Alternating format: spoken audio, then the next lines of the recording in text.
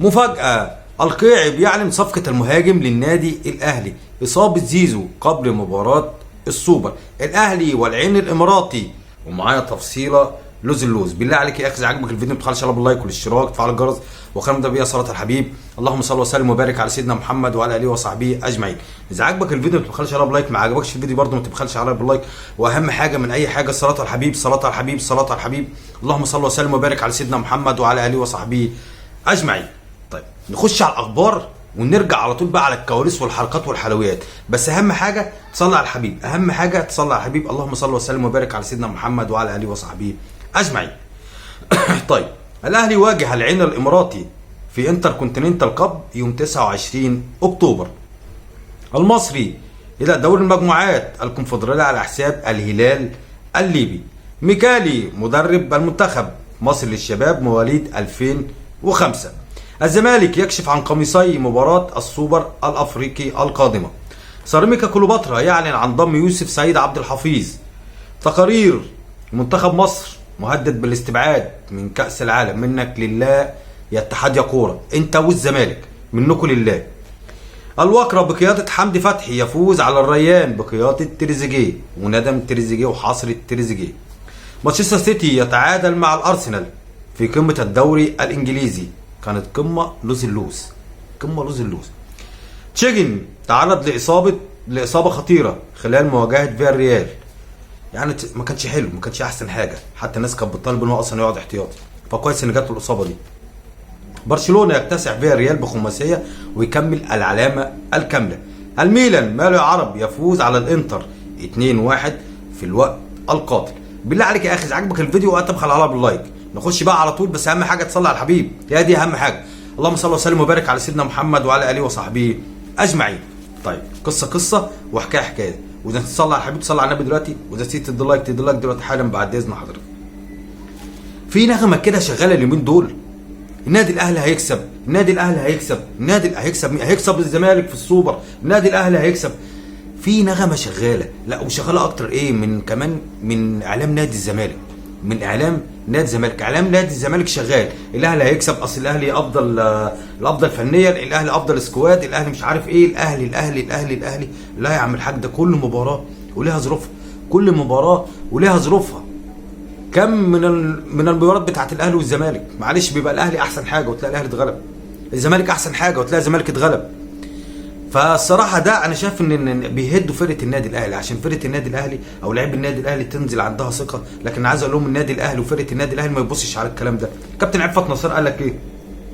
كابتن عفت نصير قال لك الاهلي هو الاقرب للسوبر، لان الاهلي لديه كل المقومات، فلوس موجوده، رعايه موجوده، لعيبه موجوده، صفقات موجوده. صفقات موجوده. صفقات ايه حضرتك؟ صفقات ايه؟ النادي الاهلي يعني طب النادي الاهلي جاب 4 صفقات صح؟ والنادي الاهلي جاب 4 صفقات بدل اللعيبه اللي مشيت واللي اتصابت.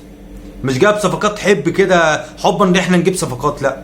النادي الاهلي جاب اشرف داري عشان محمد عبد المنعم، جاب يحيى عطيه الله عشان علي معلول، جاب عمر الساعي عشان قال له ديانج، صح ولا لا؟ يوسف ايمن عشان يقوي خط الدفاع. عكس الزمالك الزمالك جاب عمر فرج، هل مشى حد؟ الزمالك جاب بنطايك، هل مشى حد؟ ولا بنتيك، هل مشى حد؟ الزمالك جاب مشلاك، هل مشى حد؟ فمش النادي الاهلي اللي بيجيب صفقات عشان حبا اللي هو عايز معانا فلوس بقى ما احنا نرمي بقى نجيب صفقات، لا مفيش الكلام ده. الاهلي بيجيب اللي محتاجه، الاهلي بيجيب اللي محتاجه، مش بيكمل صفقات على فكره. ما انا ممكن اجيب، وياما الزمالك جاب بال20 صفقه وفي الاخر كانت الحصيله ايه؟ يا دوري باحتواء يا صفر، ما فيش اي حاجه. ما كانتش الفرقه بتعرف تعمل اي حاجه، لازم يكون احتواء يا اما ما فيش بطوله، يا اما ما فيش بطوله. فالنادي الاهلي يضحك عليك من جمهور النادي الزمالك او اعلام نادي الزمالك لانهم شغالين الاهلي جاب صفقات، لا الاهلي جاب 4 صفقات حضرتك، والاربع صفقات دول اللي النادي الاهلي كان محتاجهم في المراكز اللي الاهلي مشاها او اتصاب. انت كمان ده عندك احمد عبد القادر مشي والنادي الاهلي ما جابش حد مكانه. احمد عبد القادر مشي والنادي الاهلي ما جابش مكانه على عكس الزمالك زي ما قلت لك. ففي الصراحه شغاله الدنيا شغاله، اصل الاهلي هيكسب، الاهلي هيكسب، الاهلي هيكسب. لا يا عم الحاج، كل ماتش له ظروفه. وخد بالك وهديك ماتش 6-1 كان الزمالك في احسن حالاته، ماتش 6-1 كان الزمالك في احسن حالاته، وكان النادي الاهلي واقع فنيا والزمالك اعلى فنيا، لكن جه النادي الاهلي راح لبه 6. فكل ماتش وله ظروفه، وعلى حاله اللعيبه خد بالك، على حاله اللعيبه. ممكن لعيب ما يبقاش موفق وان شاء الله تبقى لعيبه الزمالك مش موفقه، ممكن لعيب يبقى موفق وان شاء الله لعيبه الاهلي تبقى موفقه. فبتبقى على حاله اللاعب في الملعب، على حاله اللاعب في الملعب. طيب صلى على الحبيب افضل الصلاه والسلام، واديله لايك دلوقتي بعد اذن حضرتك. الاهلي والانتر كونتيننتال، صلى على الحبيب. الاهلي خلاص هيقابل العين الاماراتي. العين الاماراتي كسب بالسداسيه امبارح، كسب اوكلاند سيتي. وانا عايز اقول لك ان البطوله دي بتقرب بالنادي الاهلي كتير جدا من البطولات القاريه لريال مدريد. هتقول لي ليه يا ابو سيد؟ هقول لك حاضر، هقول لك حاضر. ريال مدريد عنده كام بطوله قاريه؟ عنده 31 بطوله قاريه. النادي الاهلي عنده كام بطوله قاريه؟ عنده 26 بطوله قاريه. بوكا جونيور الثالث في المركز الثالث يجي بعدهم ب 22 بطوله قاريه. طب ايه يا سيد يعني اللي هيقرب؟ هقول لك حاضر. الاتحاد الدولي عمل واجب مع النادي الاهلي، قال له بص بقى انت يا اهلي عشان حبيبنا فانا هعمل معاك واجب لوز اللوز. طب ايه الواجب دوت؟ بطوله انتر كونتيننتال كاب اللي عاملها الاتحاد الدولي الفيفا اللي ان شاء الله سبحانه وتعالى النادي الاهلي هيلعب هنا مع العين الاماراتي على كاس ايه يا ابو السيد؟ على كاس اسيا افريقيا المحيط الهادي. كاس اسيا افريقيا المحيط الهادي. يعني يوم معلش كده يوم 9 يوم كام؟ ثانيه واحده بس كده عشان خدت كده. يوم 29 اكتوبر الاهلي والعين الاماراتي في حضور بقى يا سيدي ايه؟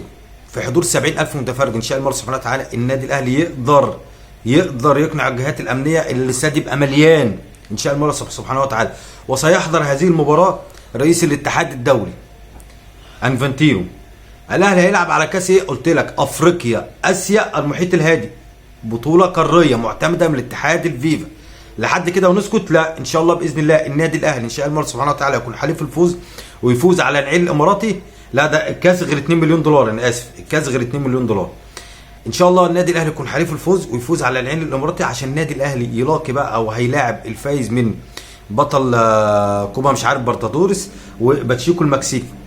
ان شاء الله باذن الله النادي الاهلي هيلعب في قطر.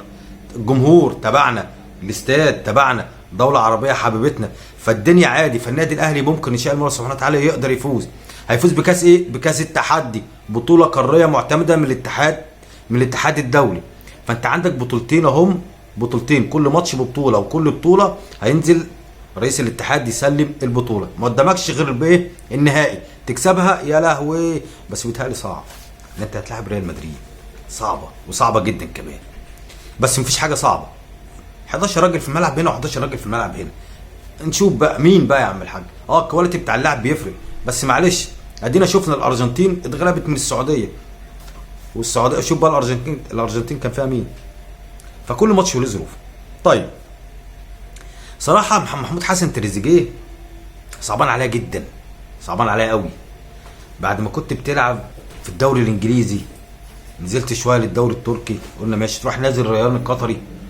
ريان القطري لا، وتريزيجيه عمال يخسر يخسر يخسر. امبارح كان بيلعب الوكره اللي بيلعب في حمدي فتحي وراح متاخد بالاثنين، وقبلها كان متاخد بالثلاثه من الهلال السعودي. فلا ده ريان القطري كمان ده من 5 مباريات في المركز الثامن. الدوري القطري ده معلش يعني على الله 12 فرقه 12 فرقه. النادي الاهلي بعت لك يا تريزيجيه، ليه ما رحتش؟ ليه؟ يعني انت هتلعب في بطولات لوز اللوز وهتتشاف لوز اللوز وهتاخد فلوس لوز اللوز. هتاخد العقد بتاعك مش اللي هو ممكن، بس انت بعد كده هتاخد معلش يعني مكافآت بطولات، صح ولا لا؟ مكافآت مباريات، صح ولا لا؟ فالدنيا كانت هتمشي، فانت هتقرب الرقم اللي كنت هتروح. طيب صلى على الحبيب افضل الصلاه والسلام. اصابه زيزو يا سيد. طبعا بص يا سيدي، الزمالك او اعلام نادي الزمالك شغال الوقت على حته ايه؟